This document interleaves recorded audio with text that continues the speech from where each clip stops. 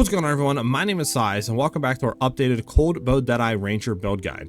Things are now starting to get pretty insane for our build. We're now able to one-shot map bosses, doing close to 1,000,000 damage with snipe in one single hit. Our clear is actually really fantastic as well, thanks to the new Nova projectiles on Ice Shot. Overall, the build's feeling an absolute blast to play. It's really off meta, you know, you're not using lightning air or lightning rods. The freeze tech is really nice as well for a lot of defensive layers, and overall the build just feels amazing to play. In this video, I will be covering all the gear, the gems, what I kind of look for stats, the skill tree, all that stuff. Before we get into it, if you guys do enjoy the video and you're liking what I'm doing here on the channel, if you consider hitting a like on the video and a subscribe to the YouTube channel, it helps me out immensely, and it also helps with the YouTube algorithm. I should also be live right now streaming on YouTube and Twitch. The link for that will be in the description as well as the comment section of the video. The first thing we're getting into here is the gear. So for our bow, I am running a militant bow. Now, for me at least, the base type of the bow doesn't really matter. Like, you could try to go for a twin bow, right? But in my opinion, going for the best, highest like damage you can on the bow, right? Whether that be a militant bow, a twin bow, whatever it is, as long as you get good rolls that actually gets good damage, just go for that base type. Because obviously earlier game, we don't have that excess damage to really try to roll for a, you know, twin bow or something that gets an additional projectile. Just go for the like highest basically base type damage you can. Try to roll high damage on there so we can get our clear really well, as well as our single target damage. But for what we're running on our bow, we want to look for high percent increased physical damage and flat physical on it, as well as cold damage, as this will give us the most damage overall to our cold skills like Ice Shot, you know, cold barrage snipe, all that good stuff, freezing salvo. So we want to look for those modifiers to try to get high as we can on there. After that, we do want to try to hit crit chance because we are running a crit chance build. So having a crit chance, crit damage rolled onto the bow is really nice as well. Anything after that, like level projectiles, attack speed, I mean, mana per enemy killed, anything like that is really nice as well. So try to roll that onto the bow. As far as the quiver, we do want to try to hit a visceral quiver with obviously physical cold damage and crit chance, crit damage if we can. This will obviously give us a lot of overall crit since physical comes with the crit chance on the implicit. So rolling crit again onto the quiver will allow you to get a lot more overall crit chance and will allow our crit chance to be a lot higher. So try to look for that. For our gear, we are running kind of a mixed match of hybrid full evasion, just because I needed to get some pieces to fix reses right. But I do really want to try full evasion deflect. But for right now on our helmet, like I said, we just want to look for reses and stuff like that. Either high evasion or really high hybrid evasion energy shield, as this will allow us to get some decent survivability. I do think that armor evasion is pretty good this patch, so if you guys wanted to try to roll that, you can. Honestly, how early we are into the league and stuff like that, and to mapping, just go for gear to fix reses, and then we can worry about after. Because early mapping, you don't need to have, you know, 80% chance to evade, you know, 70% chance to deflect, all this stuff. You can get away with 30-40% chance to evade and just having your reses capped. So go ahead and try to shoot for that on most pieces of gear. On our chest piece, again, we're going full evasion, try res to try to get our reses high as possible and cap them all out at that 75%. For our gloves, we are running again hybrid. I would like to go full evasion here on these, and we really want to look for really high flat, like just straight damage on it. So again, we would want to roll cold and physical damage overall. If you can get crit chance on like your gloves, your amulet, that is really nice, because we do want to get as much crit chance as possible to consistently be critting for snipe and while we're just out mapping with Ice Shot. Again, roll reses if you can on here to be res capped. I do need to buy obviously better gloves, so this is something I'm going to be upgrading.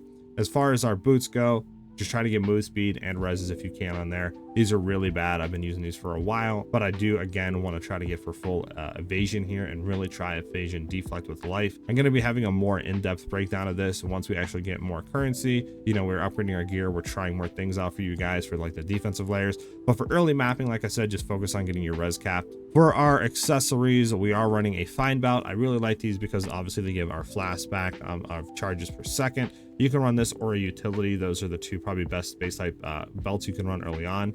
From there, obviously try to roll resistances if you can on there. Maximum life is good. You could do strength, that's not bad as well. So stuff like that, try to get a combination of. For our amulet, we are running an amber right now, but I would want to swap this over to like a jade amulet or solar amulet with, you know, we can get more spirit, something like that. We also want to look on here to get crit chance if we can onto the amulet. Other stuff like increased evasion rating, right? More life. I mean, even armor isn't that bad if you are running hybrid evasion armor.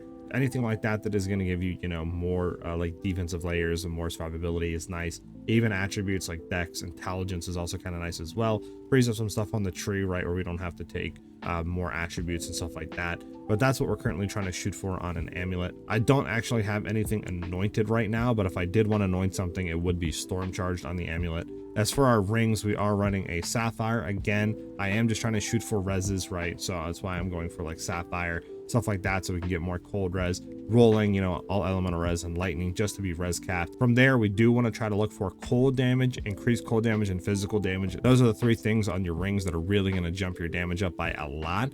But even if you roll like lightning damage, that isn't bad either. That's still pretty good, right? Any flat damage roll on top of what we can get is going to give us a lot more damage. Obviously, if we can roll dex or int as well on our rings, that'll free up a lot of other stuff on the tree, and we don't have to worry about those, like, you know, threshold breakthroughs and stuff like that.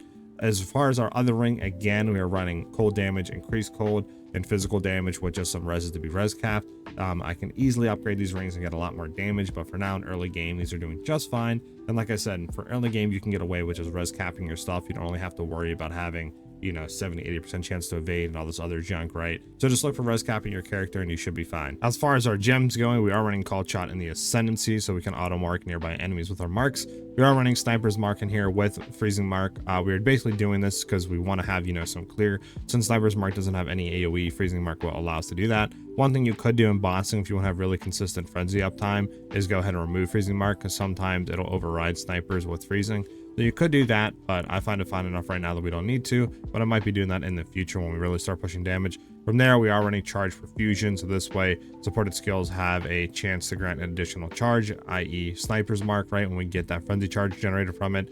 And then we are running elemental armament in here just so we can get freezing mark's damage to be increased a little bit for clearing when the explosion nova does proc. Then we're running ice shot, obviously level your skill gems up as high as possible, right, going with rapid attacks to have increased attack speed on there.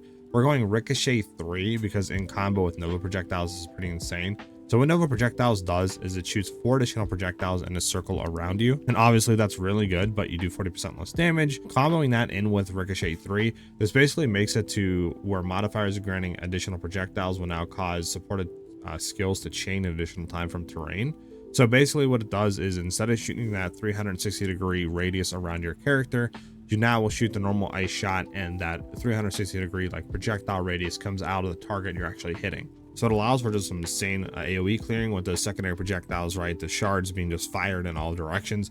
And because this allows, you know, additional chain from terrain and all that, if there's any walls that this projectiles hit, they bounce back and hit the main target. So you're allowing a lot of shotgunning. And if you're in mobs and you're in packs, all those projectiles are chaining, you know, multiple times per enemies, sometimes even coming back into the same. It is absolutely insane for damage and really does allow clear to be pretty cracked with ice shot. So those two in combo are really good, and that's what I'm currently running there, just to allow our clear to be super juiced in that regard. And then finally we're running elemental armament in here as well, just to get more weapon elemental attack damage to do more damage with ice shot. With freezing salvo, obviously highest level, we're going hourglass in here to get more damage on the skill, freeze to have more freeze buildup on it, magnified area to have more area of effect, so there's more overlapping with each missile that hits the ground, and then cold penetration to have more cold pen on it, so this way we can actually go ahead and generate more freeze buildup and all that on the actual main boss to go right into snipe, so we can generate those gigantic one shots. Then we have frost bomb, highest level if you can, with potent exposure to have more effect of the exposure, and then magnified area. So the frost bomb will apply 2% exposure per pulse up to a maximum of 50%, which just allows us to get, you know, more damage on the enemy, etc., to do more damage because they'll have lower resistances. Then we go in with snipe, highest level. We are running with it window of opportunity to have more damage with it. It does shorten the window, so you got to be a little bit more precise with it, but once you get the timing down, obviously window of opportunity adds a lot more damage. From there, we are running concentrated area since it is an AoE skill. This does give it less effect, but since we're using it for single target damage, this doesn't matter. This does allow it to have 30% more area damage, which is really nice. And then we are running inevitable critical on here because it super juices the crit chance, as you can see, to a pretty high regard. And I believe the way that barrage works with it, because we are using barrage to repeat the attacks, I think it's snapshots, because with Monk it will actually capture all that for like Flicker Strike, I believe. So I think it works in the same way here. So the super critical should work for all the repeated attacks from barrage. But if you guys, if there's any like, you know, really smart people that have done a lot of testing that maybe know exactly, you know, if that doesn't work or if it does work, please let me know in the comments below. For the last support that we are running in Snipe that really is giving it a crap ton more damage is Gurkhan's Resolve. Now, this is a new linear support gem that was just introduced, obviously with 0.3, but this allows our attack critical hit chance with skills, obviously, with supported skills, aka Snipe, to buy creates, which this is interesting. So what this basically says is your hits with the weapon will roll against their crit chance and crit damage, and have a chance of hitting it twice. So basically what it says here is that if either roll succeeds, it'll be a crit chance and your crit damage will apply as normal. So if we crit, we get the normal crit. It has 2 dice rolls. If both of the rolls succeed, I guess you roll on your crit chance and your crit damage, right? If both of the rolls succeeds, we will crit and we'll have our critical damage bonus apply twice. Obviously, this is insane for crit chance builds, right? Since we're using Snipe as like a gigantic one-shot and we want to stack high crit chance with a lot of crit damage, if we have 600% crit damage and we actually hit that double roll, that is 1200% crit damage on that attack, which is absolutely insane. I've tested with and without this, right? And it literally gives us like, on average, like 2 times damage when we actually, like are using this skill. So it's absolutely insane to throw this on. Then we're running Barrage, obviously, with a second wind, so we can have it 2 times use on it. And then we are running Heightened Charges, basically to have a 20% chance from when the skill consumes the frenzy charges to have that 20% chance for it to be doubled. Then we get into Ice Tipped Arrows. This is really good for clearing, allows a lot of nice AoE overlapping, especially with the Ice Fragments Explosion. And obviously it's just more ice damage build up on the enemy for freezing. We're running Freeze in here to give it 50% more freeze build up. Elemental Armament 2, so basically give it more weapon elemental attack damage. And then finally Blind 2, because we have some stuff on the tree that gives us more damage against blind. This allows it to basically blind enemies when the explosions pop. So it allows us to get a lot more damage and crit chance and all that, since we have stuff like I said on the tree for that. Then we get into our Heralds. We're running Herald of Ice for the AoE clear capability increase, with Overreach obviously to have more AoE on the Ice Herald of Ice explosions.